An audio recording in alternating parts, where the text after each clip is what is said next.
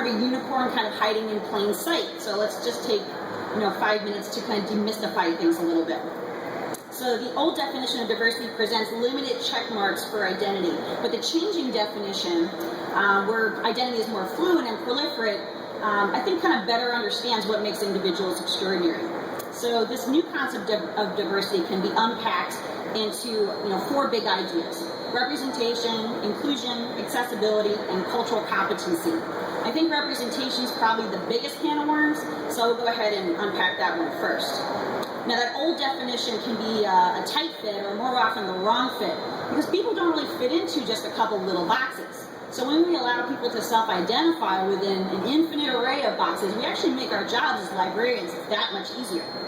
Now, on the flip side, in the absence of meaningful representation in our collections, our services, our programming, access, outreach, advocacy, pretty much everything that we do, we risk disconnecting from our patrons, and worse, we might disenfranchise them. So, some questions aren't all that new. Who's behind your counter?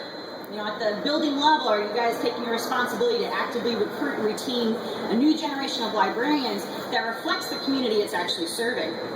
And then we also kind of have to ask, do our library policies reflect an old definition of diversity or a new one? Does your library have a diversity policy? And if so, when was the last time that it was dusted off and updated? And who was invited to the conversation? So in terms of bringing everyone to the table, means making accommodations for individuals in the community that's meaningful to them and not ignoring the barriers in the process. This is where I think representation can be applied into practice pretty nicely, because it's about more than just having one table where a patron who uses a wheelchair can be accommodated. It's about more than just one story time for children with autism and their families. It's about more than just one librarian there on one day who knows how to use the adaptive technologies, although, that's a great start. It's really about creating multiple modes of access in everything. I'm talking analog signage, our collections, our adaptive technologies and services. It's universal design in our spaces. It's universal design for learning in our instruction. And then, there's this really neat idea that seeing the connections, that honoring and decoding representation with life, while you plan for accessibility and inclusion, is an active skill that can be learned and taught. So, education, right? Is diversity training a band-aid for when something goes wrong, or is it seamlessly integrated into all of our professional development? What about our library school curricula? What does that look like? What's the representation of our PhD holders and our professors? And while we're talking academia, we do have to ask if and how diverse groups are being represented in the research, because research is a major ignition point for policies and funding that affects everything we do. Now, I went to a unique program where I was trained in cultural competency, and I had the opportunity to do research that directly benefited underserved populations. And that kind of got me thinking a little bit about, how do people get this kind of training if they're not in a dedicated program? So I wanted to join a diversity student group. I looked for one, I couldn't find one, and so I made one on my own.